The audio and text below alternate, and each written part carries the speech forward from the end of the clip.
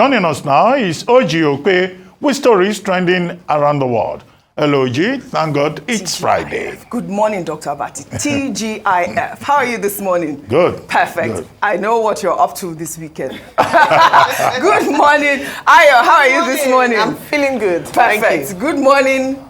Rufy on fire. Oh, you know it's my favorite Dr. day of the Abati's week. diary. Yes, so. You know what is up to this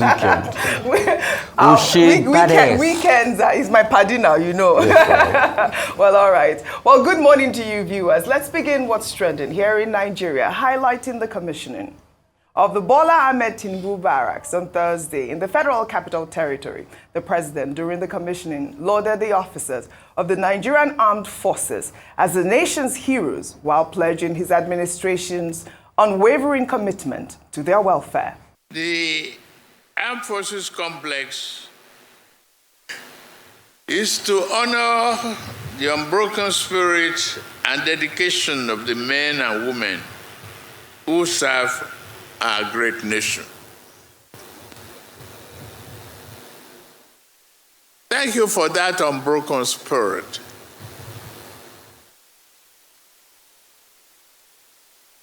Thank you for what you have been doing for the country to keep us safe and building our confidence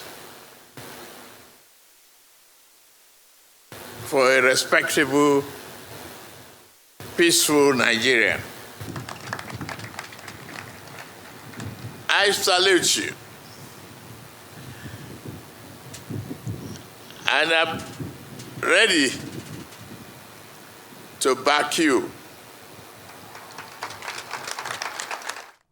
All right, I joined the military officers to applaud President Bola Tinubu. The President Bola Tinubu Barracks commenced, in 2022, and it was, fully funded under the, leadership of the former Chief of Army Staff, Lagbaja, correct? And I love that, this whole thing has emerged at this point, especially the fact that we've seen all these dilapidated barracks and all of these military officers having to go through, living in quarters that are not befitting. And, this Bola Tinubu's barracks is equipped with so many facilities and, to address the acute shortage of barracks for our Nigerian military personnel. I'd like to take Wale's tweet, and he actually detailed the amenities there. He wrote, the Bola Tinubu Barracks, Asokoro, it has 16 Major General quarters, 34 Brigadier General quarters, 60 Major Colonel flats, 60 Lieutenant Captain flats, 180 Senior Non-Commissioned Officers block of flats, 264 Corporal and below flats, worship centers, sports facilities, a powerhouse, great deal of legacy by the late Chief of Army Staff, Lagbaja. Great.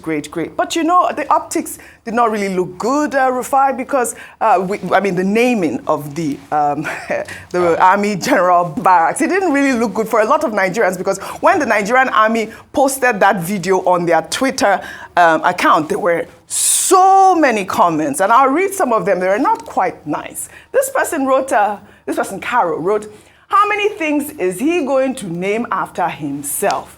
There used to be a time when leaders were selfless. Whatever is done to honor their name is done by someone else. This self-aggrandizement is quite appalling. Well, Handler wrote, this same army have retired generals who served this country, and even many lay their lives for the security of this country. Yet they prefer Tinubu to be named after one of their barracks. Anyways, make una continue. But it's a shame, more tweets, but I wouldn't go there. I also love the fact that, Tinubu talked about the fact that he wants to enhance the welfare of officers. I actually liked that part, but I'd like to take a video. Let me take your comment before I take this video. Okay, Oji, that's a very good point you've made. Yeah. Because I think before I gave my analysis on this subject before, I had to ask, how many things are President Tinubu named after himself? I know there's one new polytechnic coming up in Abuja. Yeah. So I thought that the way it used to be done before was the fact that it's people that name things after you, not in your administration. Mm-hmm. it looks somehow to me. I mean, this sense of his name is on everything and every Tom, Dick, and Harry. We should have a point in this country where even if it was even offered, because a lot of people like eye service in this country. We're a nation of very big people that do eye service.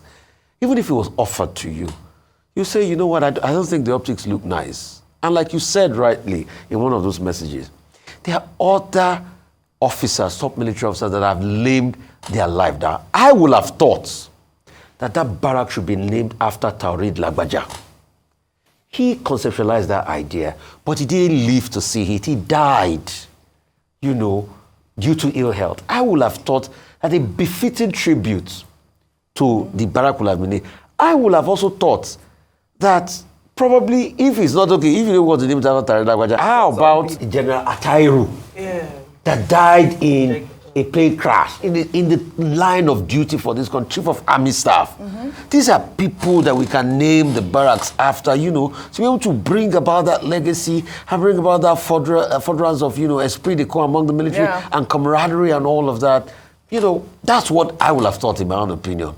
I mean, President Tinubu, I think what you should focus on is bring down inflation. I know some people will argue that there is the CBN's job to name inflation, but you are the commander-in-chief of this country. I mean, you are the number one, the buck stops on your table, I would have thought that you should bring down inflation, ensure that the economy, rather than naming things against you. In the spirit of naming things, if we now call it Tinubu inflation, they will say we've started again. If we call it Tinubu economic pain, they will say we started again. Is it not naming things after him? But now they're naming barrack after him. I was just being cheeky there. Right. But I'm sure they get the message. Things have been named after him. Go ahead. So, Bola Ahmed Tinubu Technology and Innovation Center, BATIC, we spoke about this here. Bola Ahmed Tinubu Complex, National Assembly Library was named after him.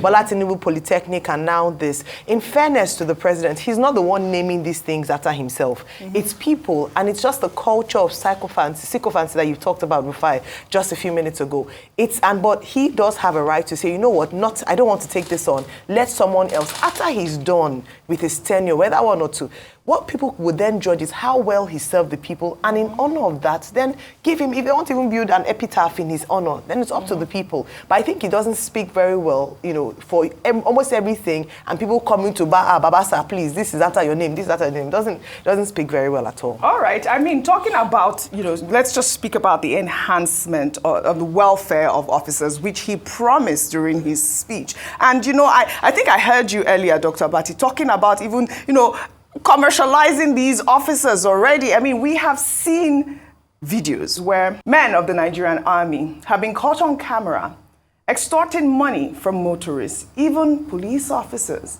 as we'll see in these videos. Let's take a look.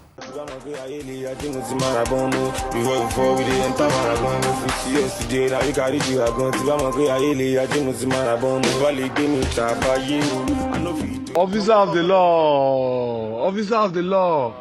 What else, sir? I get change. This is 200. This is 300. 200. How much pay you? 1,000 I give you now. How much pay you? 200. We working for we the entire marathon. 50 years today. Now you got it. You are going to Bama. 400. Why are you laughing? I even give change. But it's a POS one. But this thing is somehow POS machine. Are you sure? This thing is not funny. It's really hard to digest. When you see men dressed as Nigerian military officers, we don't even know if some of them are actual police officers or they're just extorting money. But we also had a story of a Linus Monday, a retired police inspector who was caught embarking on an illegal stop and search operation back in 2022. Now he's back in the news because of these sort of conversation. But I hope that starting with the welfare, even having their barracks uplifted, and that's Monday there, the welfare of our police officers, our military men have to be on top. Yes.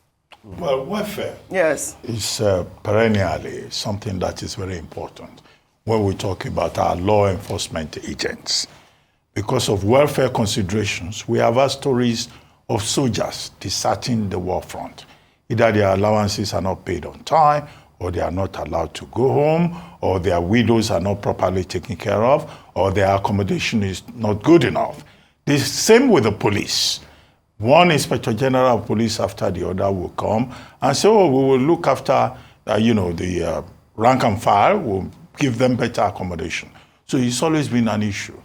In the case of the soldiers, these are men and women who have elected to lay down their lives for Nigeria so that we can sleep at home, as President Tinubu was pointing out. So there's nothing that government does for them in terms of welfare that is too much. Yes. And I said earlier that President Tinubu is Commander-in-Chief of the Armed Forces. He has the responsibility to look after the troops, just as the service chiefs also have a responsibility to look after their men. Corruption. Well, we have issues. Again, it has to do with welfare, as you have suggested. One, many of these retired officers don't get paid. The policeman, Linus Monday, you called him, that decided to turn his own house into a police station and remained in service after he had retired. He's just telling people that, well, he's retired, but he's not tired. And he still has a stomach. He has to feed. So for him, it to be a survival kind of thing. But does that justify it? No. For him to go and print his own ID card and be collecting and extorting money. A soldier extorting money from motorists, even giving change. Well, that is very strange. Once upon a time in this country, soldiers were duly regarded because they didn't ask civilians for money. But the problem we have is that over the years, soldiers are now being used to do police work. This is it. They now do police work to such an extent that they have been civilianized. So you don't know the difference between bloody civilians and bloody soldiers anymore. That's why, you find this kind of situation. But what we insist upon, whether it's the police or it's the military, is that, officers should be professional. And when any bad egg is identified, the authorities, the hierarchy, should inflict, the right kind of punishment within what they call their orders of procedure that these officers may have violated. As to Bola Tinubu Barracks, well, without necessarily, going back to what has been said, I just want us to note that virtually every former head of state or president has barracks named after him. You have Gowon Barracks in Abuja. You have Buhari Barracks in Abuja. You have Goodluck Jonathan Barracks in Ohafia.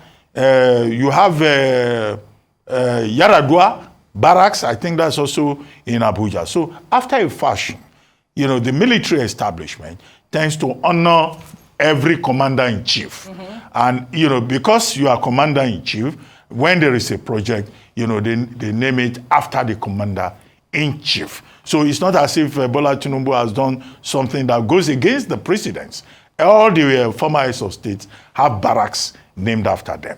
Now, the morality side of it is a different thing entirely. But I'm sure that the Nigerian military, they have their structures. Just as the name operations, Operation Scorpion, Operation Lafia Dole, Operation Desert Storm, Operation Hadinkari. So, Python Dance was the Operation Python Dance, 1 and 2. So they have their own structure in that regard. I don't think it's President Tinubu, that made as has been established, that has to be made very clear. Well said. Well, all right.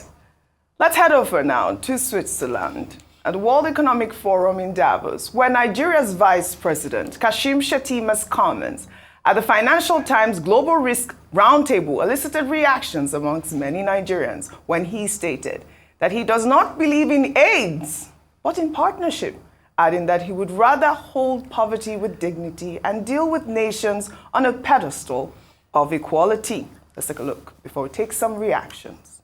I don't believe in AIDS. I believe in partnership. I would rather carry my poverty with dignity and deal with people and nations and companies on a pedestal of equality, not a master-servant relationship. I don't come with a begging bowl. My continent is the richest in the world. And the trajectory of global growth is facing Africa. And Nigeria will make or mar that transition. So I move in with confidence, with cautious optimism, with hope for a better tomorrow. But most importantly, I believe that the youth of Africa are the drivers of change in Africa. Well, I like that last comment where he said the youths are the drivers, youths in Africa especially are the drivers of change. But his comment about partnership and not believing in aid, it's gotten a lot of reactions when we posted this video on our Twitter handle. Let me take some tweets. This is from Chef Law, who wrote, "Partnership care. With over $40 billion in debt and 133 million Nigerians in poverty, this dignity speech sounds like Crusoe. Who is partnering with someone that can't pay their bills without borrowing?" Well, Tochukwu wrote, "All talk, no action. Nigerians have watched their wealth diminish since this administration took office. The government ignores basic economic principles, focusing on excessive taxation instead of industrialization, which has historically driven national development." And finally, Frederick wrote, "Provide electricity, good roads, security, and foreign investors will beg to come in. Some of the traveling up and down by Tinubu and Shettima could be done by our ambassadors. Nobody can convince me that Nigeria is poor. We're too endowed and blessed to be poor. Beg or borrow, we simply need creative leadership." And that is the main point, creative leadership. But what are your thoughts on the fact that, Kashim Shettma goes out there? I mean, this is not the first time we hear him. Even, he's always like putting Africa, Nigeria, really. I love that he doesn't believe in aid. Yes, I love it. And going back to the last X post, I was going to say, and that's on period. You know what he said about the fact that he doesn't believe Nigeria is poor. To be fair, if you speak to a lot of people, they don't believe Nigeria is poor because of the way that they see money being spent, even though spent in a way that can be criticized here and there. He made a point about the potential of Africa's youth. This administration has been very good with saying the right things, especially when it comes to harnessing the potential of the youth. He's not the only one that said it. Every time President Tinubu has gone for a foreign trip like this, he's also often put at the forefront of the potentials of Nigeria, our budding youth population, and the fact that we have such a vibrant, creative, innovative young population, prioritizing education, advancing smart agriculture.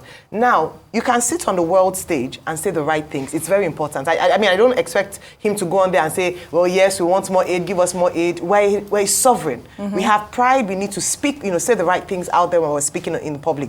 But the most important thing is to put action where it needs to be put. And not just say these nice things, but not actually put in effort to really emphasize the words that you said. So when we talk about developing the youth in Nigeria, absolutely. The youth in Nigeria have a lot of untapped potential. If you look at the Ministry of Youth, every year a huge chunk of amount of money is budgeted for that ministry. But in all fairness and in truth, we don't see a lot of outcomes. It's only low-level projects, maybe giving out cash and doing one project that is not really affecting, deal with the issues that the youth have, deal with unemployment so that the people have gainful employment and we don't, an idle hand doesn't lead to the devil's workshop.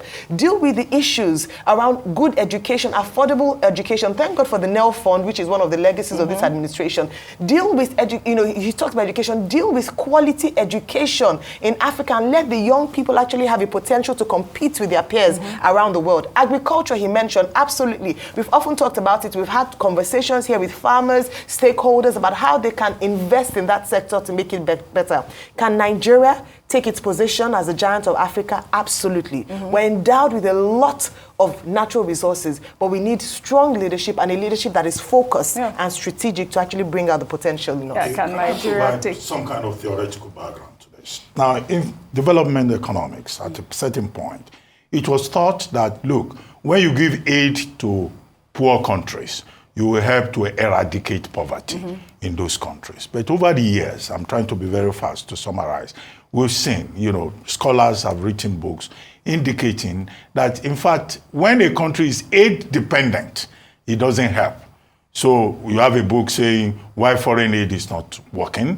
You have Jeffrey Sachs writing The End of Poverty and questioning the aid paradigm. You have, the book I consider my favorite, Dambiso Moyo, writing Dead Aid, why that aid is not going to help Africa and what Africa can do to do better. So what the Vice President is talking about is simply about the fact that, look, we're not looking for aid.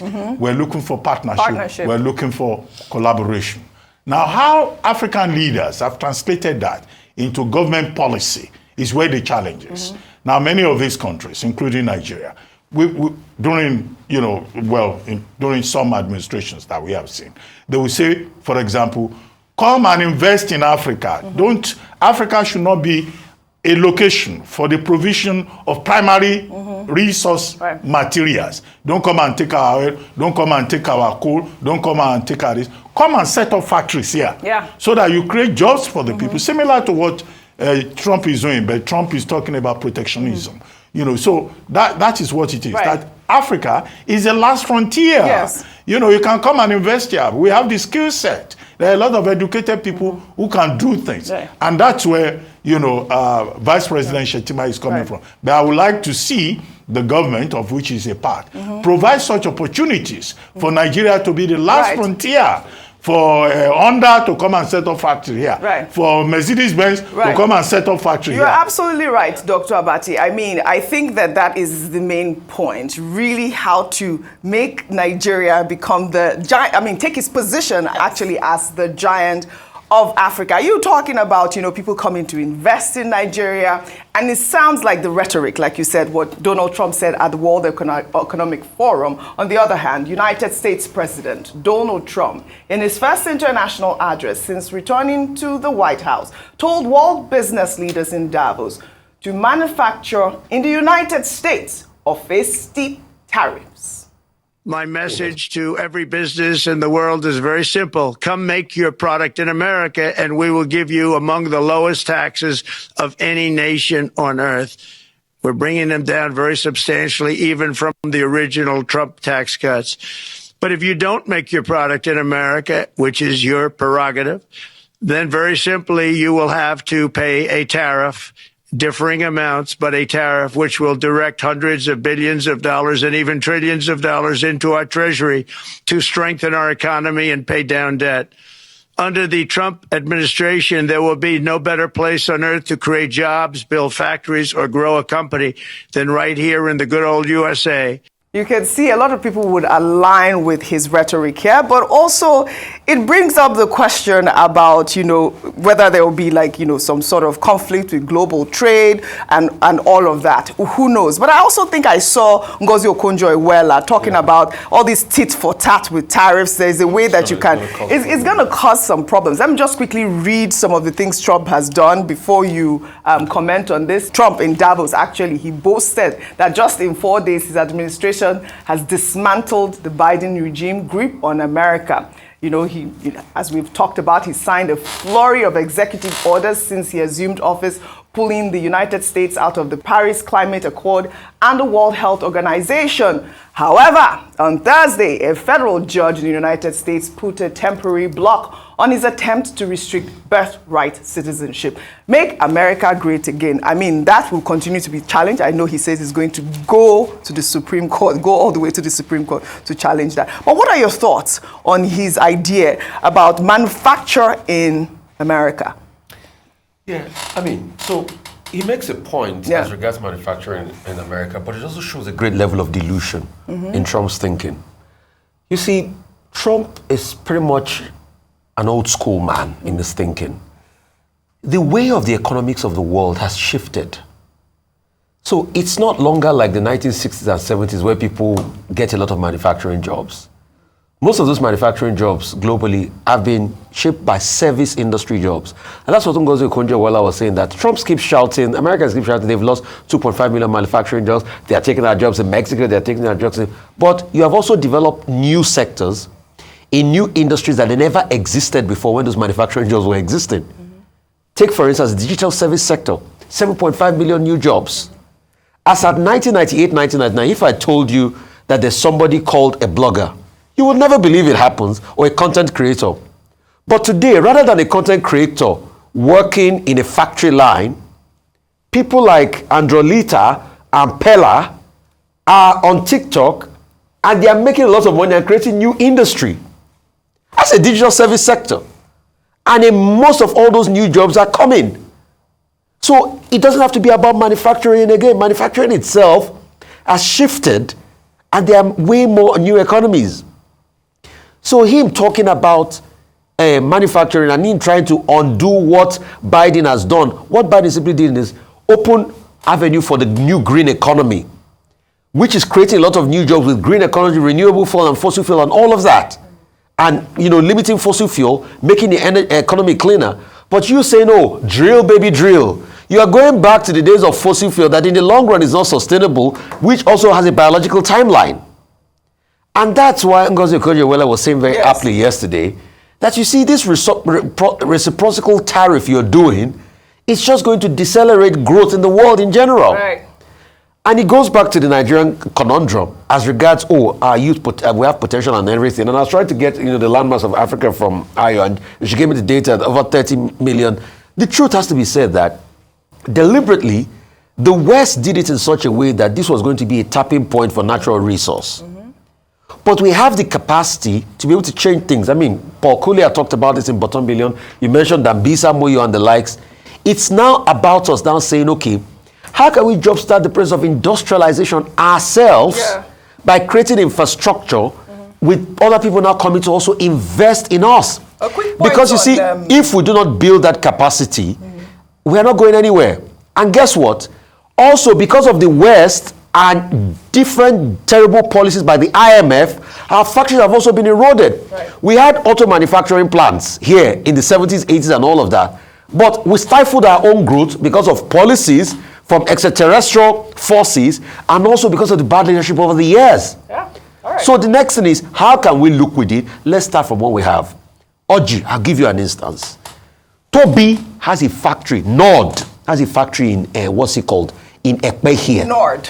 Yes, Nord Motors. Yes. Ask the Lagos state government, how many of the cars of their top executive is from Nord? We always talk about so if they cannot start, Innocent is there. How many people are patronizing? So if we cannot start by patronizing our own within, how can we build the new factories of the future? That's the question. So we must look within. It's not just about saying, come and invest with us. All right. How many innocent cars are we buying? All right, talking about strong leadership. In another development, the president of the Nigeria Labour Congress, Joe Ajaero, has faulted the Minister of Power, Adebayo Adelabu, over electricity bans and migration plans. Ajaero spoke on live television, saying that the practice of putting people in different bands of electricity is discriminatory, and also slammed the service-based tariff, calling it the highest form of 419. Now, the ministry is talking of migrating from band A to band B. That's the highest level of 419 one can think of. Who is in band A and who is in band B? Is it based on geographical area that you have band A or band B? Some communities are still off. They are not getting anything. And you don't even know the band where they belong to. And if you check, the calculation, what's the band A, what is band B? In countries of the world that are targeting 24/7 power supply, why would somebody be talking of band A, band B? Why will you discriminate?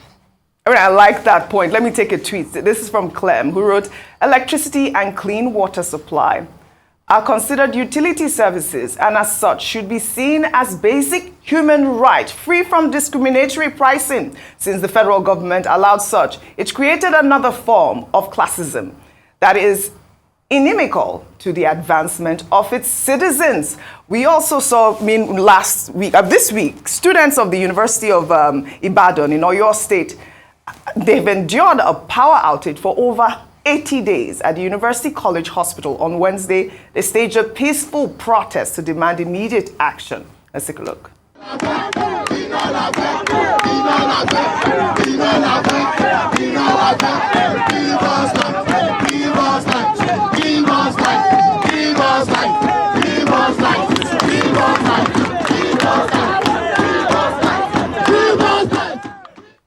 Look at what we are talking about. What band are you? Do you know I'm always so interested in this band thing because, like that Twitter user alluded to, this is you don't know what band you're in band A, but you're not getting the services of band A. Even though the minister is saying that if you're in band A, you should get the services or be downgraded to band B. Yes. People are making their own private arrangements. It hasn't really helped, to be honest. Yes. And I quite agree with what the NLC president said, that what we should be pushing for is electricity for all, and then each person would gauge their usage so that they will spend what they're able to, they'll use what they're able to afford. But we don't see that. But I think this is just a management process for the ministry whilst we are trying to get to that point of increasing capacity for Nigerians. But with regards to the URM, the UCH, I think it's very sad. Very sad. Only earlier this week, I believe, one of the CMDs of the teaching hospital had talked about how we have a crisis on our hands with doctors. So when we talk about welfare of military officers, we should also talk about the welfare of our medical personnel. Absolutely. Why are you going to, if you don't have power, how are you going to work in a hospital? It beggars belief, and it's quite unfortunate.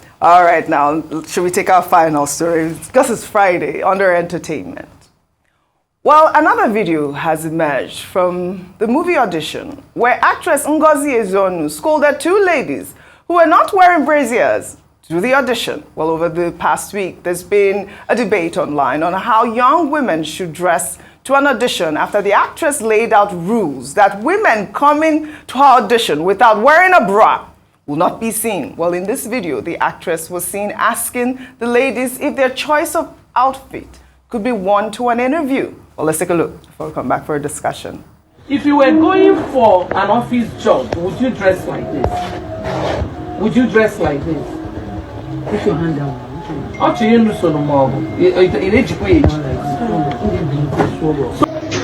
See, any other day I'm on any audition table and I see a lady dressed like, two of you. Look at them. And anybody comes in dressed like this, I will disqualify that person. How can you come to an audition ground without a bra? Really? Well, I'll ask a question. Rufai, you were asking Gen Z people don't wear bra. No, I mean, so they don't wear bra. No, they don't like it. Gen Z don't like bra. No, I think that's a generalization. No, I'm saying, but there's that crop top is now in fashion, though. So it's the new thing. I don't know about the bra. Dr. Bati, go ahead. There's a movement around the world. It's called the No Bra Movement. No Bra Movement. There is no bra movement, where you have these young ladies who say that it is better to free the nipple. It's also called free the nipple, so that the nipple can receive more oxygen and will not be restricted. That's terrible. But no, it exists. It does. However, we are in Africa. Yes. And, you know, Ngozi Ezonu, I think she's 59 years old, going to be 60 this year. And she is acting, you know, across generations. Yes. These are young people, the Gen Z that you refer to. Yeah. She, as a producer, inviting people for audition. Yes. Just thought that, you know, who are these young girls? Yeah. One of them, the back is exposed, the chest is dangling. Right. And she stood in as a mother figure to say, no, this is not allowed. Yeah. The simple way you can explain it is this thing that they also say, motivational speakers, that the way you dress is the way you will be addressed. Yeah. And that's exactly what she has done in that particular case. And one of them was even very rude. He said he was about to beat her up. That's what she said there. Like, that's the kind of Dr. Bati, can I counter you? You said we are in Africa. Do you know that there is a group of African women that go out, even to shopping malls, with no bra at all? I mean, that's a cultural difference. It's an emerging, but it's an old culture. But this no bra. The younger ones go to the supermarket, and the more outrageous it can be, the better it is. So I'm glad that there's some sanity being introduced. Well, because free sex now has become the main thing. Yes. All these women who go about, for them, sex is like chewing gum. You know, but our mothers, older people like Ngozi Ezonu, think that there should be decency to womanism, to femininity. Absolutely. Yeah, I align myself with her as well, because I mean, it's the way you dress, that's the way you will be addressed. Really well said.